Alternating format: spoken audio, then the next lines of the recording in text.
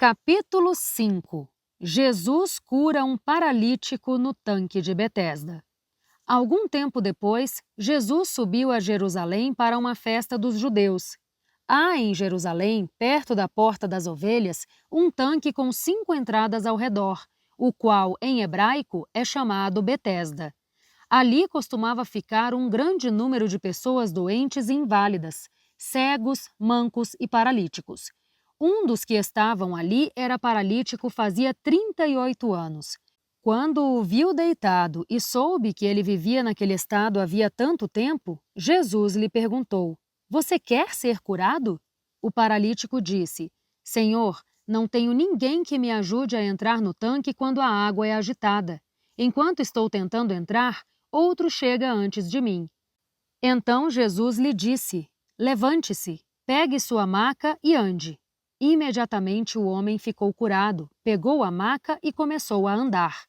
Isso aconteceu em um sábado, e por essa razão os judeus disseram ao homem que havia sido curado: "Hoje é sábado, não é permitido a você carregar a maca." Ele, porém, respondeu: "O homem que me curou disse: pegue a sua maca e ande." Então lhe perguntaram: "Quem é esse homem que mandou você pegar a maca e andar?" O homem que fora curado não tinha ideia de quem era ele, pois Jesus havia desaparecido no meio da multidão. Mais tarde, Jesus o encontrou no templo e lhe disse: "Olhe, você está curado. Não volte a pecar, para que algo pior não aconteça a você." O homem foi contar aos judeus que fora Jesus quem o havia curado. A autoridade do Filho. Então os judeus passaram a perseguir Jesus, porque ele fazia essas coisas no sábado. Jesus lhes disse: "O meu Pai trabalha até agora, e eu também trabalho." Por essa razão, os judeus queriam matá-lo ainda mais, pois não somente violava o sábado, mas também dizia que Deus era o seu próprio Pai, e assim se fazia igual a Deus. Jesus lhes deu esta resposta: "Em verdade lhes digo que o Filho não pode fazer nada de si mesmo. Só pode fazer o que vê o Pai fazer, porque o que o Pai faz, o Filho também faz. Pois o Pai ama o Filho e lhe mostra tudo o que faz. Sim, para a admiração de vocês, ele lhe mostrará obras ainda maiores do que estas. Porque, da mesma forma que o Pai ressuscita os mortos e lhes dá vida, o Filho também dá vida a quem ele quer. Além disso, o Pai não julga ninguém, mas delegou todo o julgamento ao Filho, para que todos honrem o Filho como honram o Pai. Aquele que não honra o Filho, não honra também o Pai que o enviou. Em verdade lhes digo que quem ouve a minha palavra e crê naquele que me enviou, tem a vida eterna e não será condenado, mas já passou da morte para a vida. Em verdade lhes digo que está chegando a hora, e já chegou, em que os mortos ouvirão a voz do Filho de Deus, e aqueles que a ouvirem viverão. Pois da mesma forma que o Pai tem vida em si mesmo, ele concedeu ao Filho ter vida em si mesmo, e deu-lhe autoridade para julgar, porque é o Filho do homem. Não fiquem admirados com isto, pois está chegando a hora em que todos os que estiverem nos túmulos ouvirão a sua voz e sairão. Os que fizeram o bem ressuscitarão para a vida, e os que fizeram o mal ressuscitarão para serem condenados. Por mim mesmo, nada posso fazer. Eu julgo apenas conforme ouço, e o meu julgamento é justo, pois não desejo agradar a mim mesmo, mas a aquele que me enviou. Testemunhos acerca de Jesus. Se testifico em meu próprio favor, o meu testemunho não é válido. Há outro que testemunha em meu favor, e sei que o seu testemunho em meu favor é válido. Vocês enviaram representantes a João, e ele testemunhou da verdade. Não que eu busque testemunho humano, mas menciono isso para que vocês sejam salvos. João era uma lâmpada que queimava e irradiava luz, e durante certo tempo vocês quiseram alegrar-se com a sua luz. Eu tenho um testemunho maior que o de João, a própria obra que o Pai me confiou para concluir e que estou realizando, testemunha que o Pai me enviou. O próprio Pai que me enviou testemunhou a meu respeito. Vocês nunca ouviram a sua voz, nem viram a sua forma, nem a sua palavra habita em vocês, pois não creem naquele que ele enviou. Vocês estudam cuidadosamente as Escrituras porque consideram que nelas tem a vida eterna, e são as Escrituras que testemunham a meu respeito. Contudo, vocês não querem vir a mim para terem vida. Eu não aceito a glória dos homens, mas conheço vocês. Sei que vocês não têm o amor de Deus. Eu vim em nome do meu Pai, e vocês não me aceitaram. Contudo, se outro vier em seu próprio nome, vocês o aceitarão. Como vocês podem crer se buscam a glória uns dos outros, mas não procuram a glória que vem do Deus único?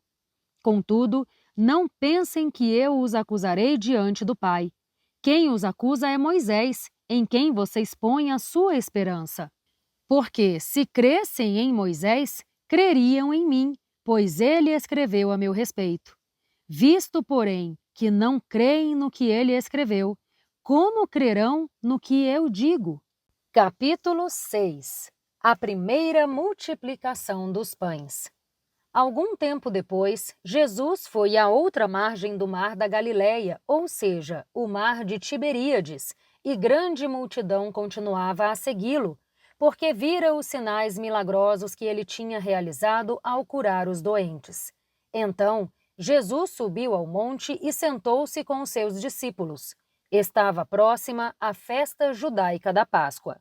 Levantando os olhos e vendo uma grande multidão que se aproximava, Jesus disse a Filipe: Onde compraremos pães para este povo comer? Ele fez essa pergunta apenas para pô-lo à prova, pois já tinha em mente o que ia fazer.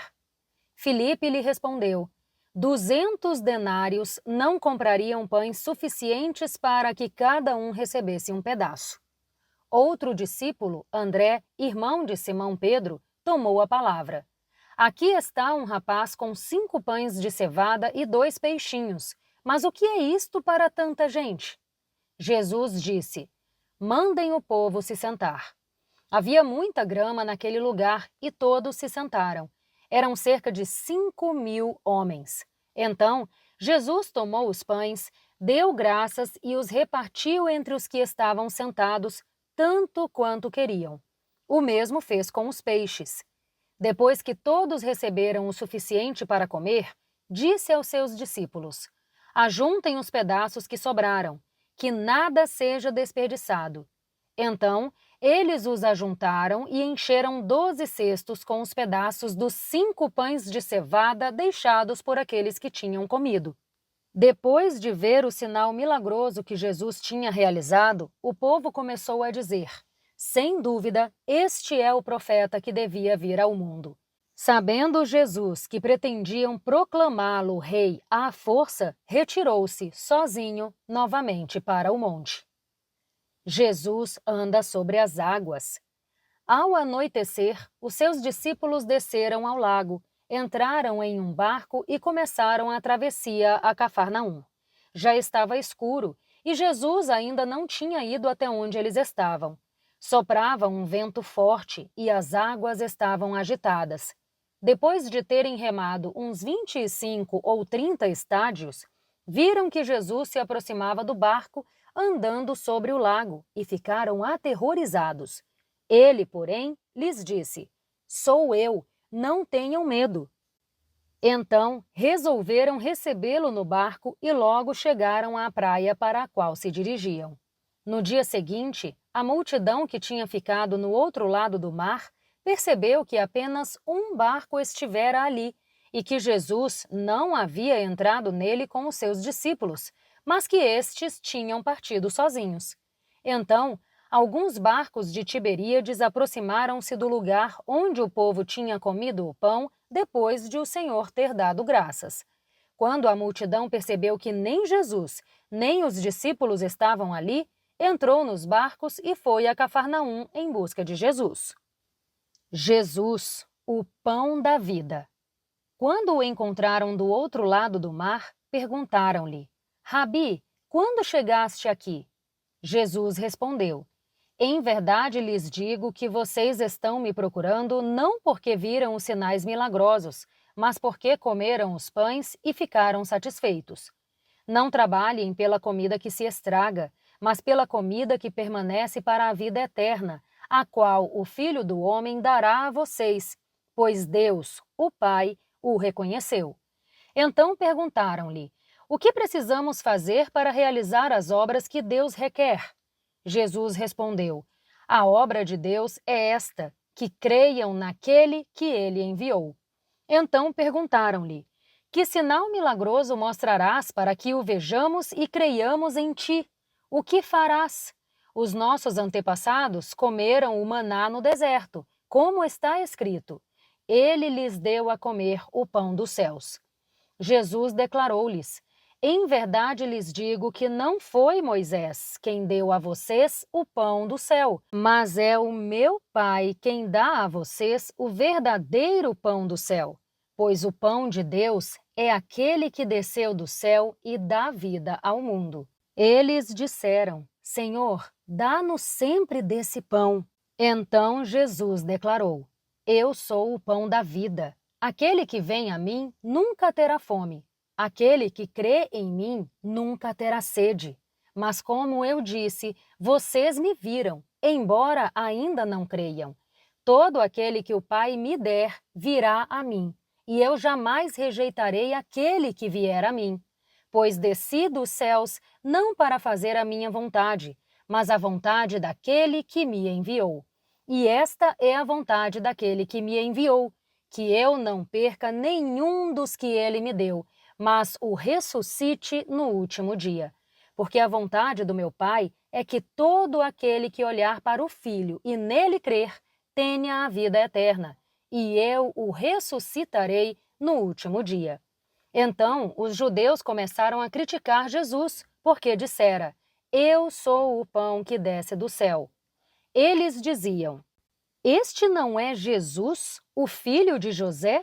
Não conhecemos o seu pai e a sua mãe? Como ele pode dizer, desci do céu? Jesus respondeu: Parem de me criticar. Ninguém pode vir a mim se o Pai que me enviou não o atrair. E eu o ressuscitarei no último dia.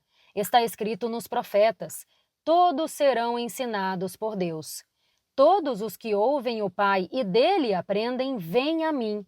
Ninguém viu o Pai, a não ser aquele que vem de Deus. Somente ele viu o Pai. Em verdade lhes digo que aquele que crê tem a vida eterna. Eu sou o pão da vida. Os seus antepassados comeram o maná no deserto, mas morreram. Todavia, aqui está o pão que desceu do céu, para que não morra quem dele comer. Eu sou o pão vivo que desceu do céu. Se alguém comer deste pão, viverá para sempre. Este pão é a minha carne, que eu darei pela vida do mundo. Então os judeus começaram a discutir exaltadamente entre si. Como pode este homem nos oferecer a sua carne para comer? Jesus disse: Em verdade lhes digo que, se vocês não comerem a carne do Filho do Homem e não beberem o seu sangue, não terão vida em vocês mesmos. Todo aquele que come a minha carne e bebe o meu sangue tem a vida eterna, e eu o ressuscitarei no último dia. Pois a minha carne é verdadeira comida, e o meu sangue é verdadeira bebida. Todo aquele que come a minha carne e bebe o meu sangue permanece em mim, e eu permaneço nele. Como o Pai que vive me enviou, e eu vivo por causa do Pai, assim aquele que se alimenta de mim viverá por minha causa. Este é o pão que desceu do céu. Os antepassados de vocês comeram o maná e morreram, mas aquele que se alimenta deste pão viverá para sempre. Disse tudo isso quando ensinava na sinagoga de Cafarnaum. Muitos discípulos abandonam Jesus. Ao ouvirem isso, muitos dos seus discípulos disseram: Dura é essa palavra, quem pode suportá-la? Sabendo no íntimo que os seus discípulos estavam se queixando do que tinham ouvido, Jesus lhes disse: Isso é motivo de tropeço para vocês? Que acontecerá se vocês virem o Filho do Homem subir para onde estava antes? O Espírito dá vida. A carne não produz nada que se aproveite. As palavras que eu disse são espírito e vida. Contudo, há alguns de vocês que não creem. Pois Jesus sabia desde o princípio quais deles não criam e quem iria traí-lo. Ele acrescentou: é por isso que eu disse a vocês que ninguém pode vir a mim, a não ser que isto lhe seja dado pelo Pai. Daquela hora em diante, muitos dos seus discípulos voltaram atrás e deixaram de segui-lo. Jesus perguntou aos 12, vocês também não querem ir? Simão Pedro lhe respondeu, Senhor, para quem iremos? Tu tens as palavras de vida eterna. Nós cremos e sabemos que és o Santo de Deus. Então Jesus respondeu, não fui eu que escolhi vocês 12? Todavia, um de vocês é um diabo. Ele se referia a Judas, filho de Simão Iscariotes, que, embora fosse um dos 12, mais tarde haveria de traí-lo. E com isso, nós damos por encerrado o nosso quarto trecho de leitura desse plano de leitura da Bíblia em 365 dias. Te espero amanhã para a gente dar mais um passo nessa jornada juntas. Um grande beijo e até lá! Tchau, tchau!